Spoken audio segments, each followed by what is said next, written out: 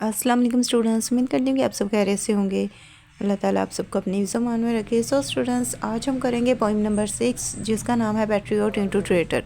सो इस पोइम को आज हम डिस्कस करने वाले हैं, लिहाजा आपने पूरी वीडियो को वॉच करना है। और साथ ही साथ अगर आप मेरे चैनल पे नए हैं और आपने अभी तक मेरे चैनल को सब्सक्राइब नहीं किया तो जल्दी से मेरे चैनल को सब्सक्राइब कर ले, बेल आइकन को प्रेस कर ले ताकि मेरे आने वाली हर वीडियो बआसानी आप तक पहुँचती रहे। सो आज हम इस पोइम को डिस्कस करेंगे। ये पोइम किस टॉपिक पे है ये भी मैं आपको बता देती हूँ। सो ये जो पोइम है ये अरूज और ज़वाल के ऊपर है, यानी कि एक सियासी लीडर के अरूज और ज़वाल की स्टोरी बयान की गई है इस पोइम में, कि वो किस तरह से लोगों की खिदमत करता है और उस खिदमत के सिले में जब वो अरूज पे होता है तो तब लोगों का उसके साथ रवैया कैसा होता है, तब उसकी खिदमत को क्या समझा जाता है। और जैसे ही उससे कोई एक गलती सरजद होती है तो उसकी उन सारी खिदमत को फरामोश कर दिया जाता है और उसे किस तरह से ट्रीट किया जाता है, किस तरह से उसे फांसी के तख्ते तक ले जाया जाता है। ये सारी स्टोरी इस पोइम में डिस्कस की गई है।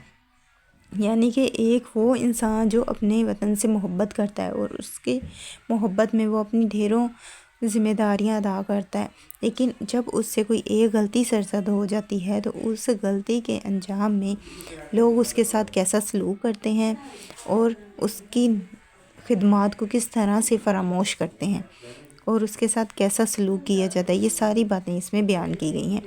अब हम इसकी समरी पढ़ेंगे। समरी पढ़ने से मज़ीद इन्फॉर्मेशन मिल जाएगी। सो अब ये इन्फॉर्मेशन करने के बाद मैं आपको इसके जो मोस्ट इम्पॉर्टेंट क्वेश्चंस हैं वो भी बताऊंगी, लिहाजा अभी हम इसकी समरी करते हैं। इस नज़म में शायर हमें बताता है कि ज़माने के हालात किसी इंसान के बस में नहीं।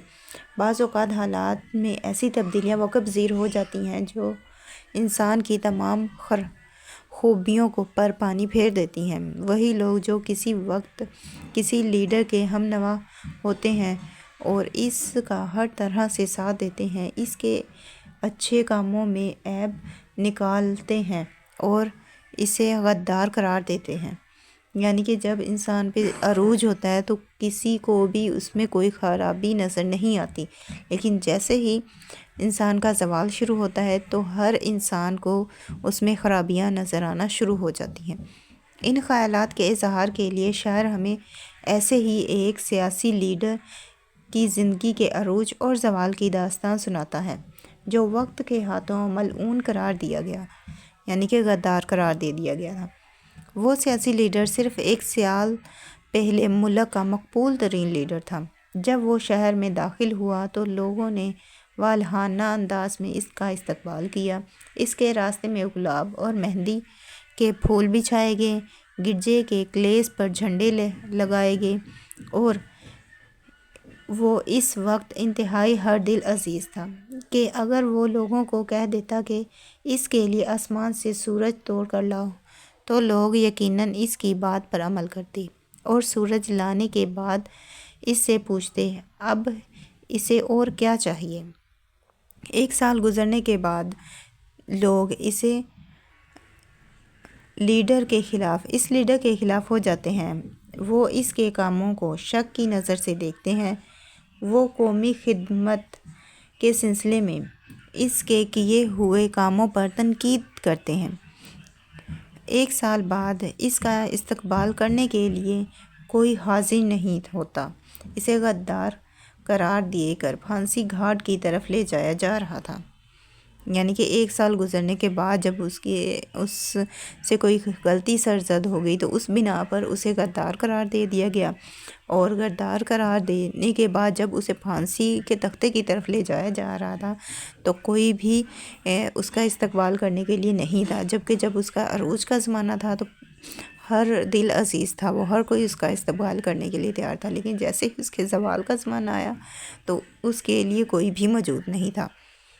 वो हर दिल अजीज़ लीडर अपनी इस नाकामी पर किसी किस्म की शर्मिंदगी या खजालियत महसूस नहीं करता। इसके ख़्याल में जो लोग अपनी ज़िंदगी हार कर अपने कामों का सिला पाते हैं और मौत को कबूल करके अपने मिशन को हासिल कर लेते हैं, यकीनी तौर पर खुश नसीब लोग होते हैं।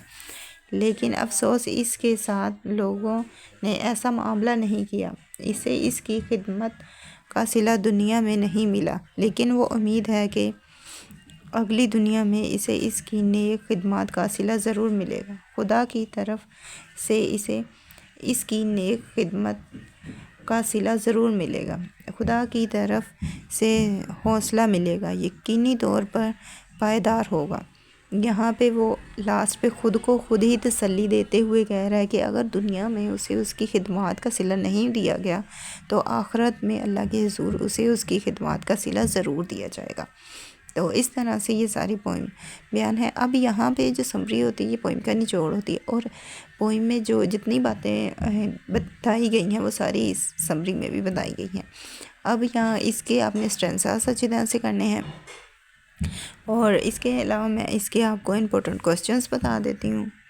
اس کے اسٹرینساز جو ہیں وہ کافی لینتھی پیراگرافس ہیں، مطلب کہ اس کے 5 4 لائنوں کے پیراگرافس بنے ہوئے ہیں، اور آپ نے انہیں اس طرح سے ایک مرتبہ دیکھ لینا ہے، پڑھ لینا ہے۔ ہر پوئم میں کوئی نہ کوئی ہنٹ چھپا ہوتا ہے، آپ نے اس ہنٹ کو پکڑنا ہے۔ جب آپ پوئم کو 1 سے 2 مرتبہ ریڈ کریں گے تو آپ کو اس پوئم کا ہنٹ پتہ چل جائے گا، اور وہ ہنٹ پتہ چلنے پہ آپ ایزیلی پوئم کو یاد رکھ سکتے ہیں، اس کے اسٹرینساز کو یاد رکھ سکتے ہیں، تاکہ آپ کا یہ جو پیپر کا فرسٹ کوسچن ہوتا ہے وہ اچھی طرح سے پریپیئر ہو سکے۔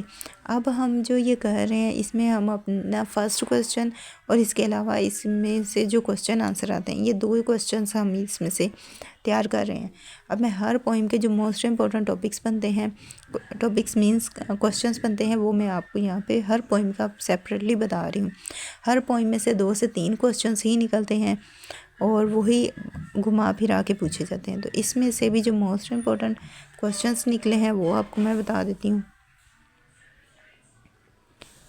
اور اس میں سے یہ ہیں جو کوسچنس ہیں موسٹ امپورٹنٹ، آپ نے بس انہی کوسچنس کو پریپیئر کرنا ہے۔ یہ میکسیمم 4 کوسچنس بنتے ہیں، اور انہی کوسچنس کو آپ کریں گے تو انشاءاللہ آپ کے کوسچنس بھی پریپیئر ہو جائیں گے، کیونکہ ہم نے یہاں پہ ڈسکس کیا ہے کہ یہ جو پوئم ہے یہ عروج اور زوال کے اوپر ہے۔ کوئی جو ہے ایک جو سیاسی لیڈر ہے اس کے عروج کے وقت لوگوں کا اس کے ساتھ رویہ کیا تھا یہ پوچھا جا سکتا ہے، اس کے زوال کے وقت اس لوگوں کا رویہ کیا تھا یہ پوچھا جا سکتا ہے۔ اس کے علاوہ یہ ڈرامیٹک مونولوگ کس طرح اس پوئم کو as a dramatic monologue discuss کرنے کے اوپر پوچھا جا سکتا ہے، یعنی کہ جو کوسچن پوچھنے کی سینس ہے وہ چینج ہوتی رہتی ہے، لیکن آپ سے پوچھی وہی 1-2 چیزیں جاتی ہیں جو کہ پوئم میں ڈسکس کی ہوتی ہیں۔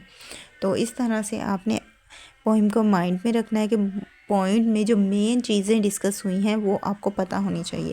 اس کے علاوہ سیلف رائٹنگ میں آپ نے انہیں لکھنے کی کوشش کرنی ہے، اور تھرڈلی آپ کے جو کوسچن ہوگا اس کے جو آنسر آپ دیں گے تو آنسر آپ کا لینتھی ہونا چاہیے، آنسر آپ کا 2 سے 2.5 پیج تک جانا چاہیے، اتنا لمبا آپ نے لازمی آنسر لکھنا ہے۔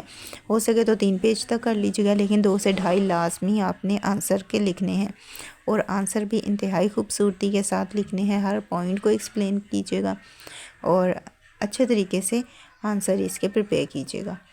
آئی ہوپ سو آپ کو ساری ہی سمجھ آ گئی ہوگی۔ پھر بھی اگر کہیں سے کچھ سمجھ نہیں آیا یا آپ کو کچھ پوچھنا ہو تو اس کے لیے آپ کمنٹ کر کے پوچھ سکتے ہیں۔ اور اب اسی کے ساتھ مجھے دیں اجازت، ملتے ہیں نیکسٹ ویڈیو میں۔ اپنی دعا میں یاد رکھیے گا۔ Thanks for watching. اللہ حافظ۔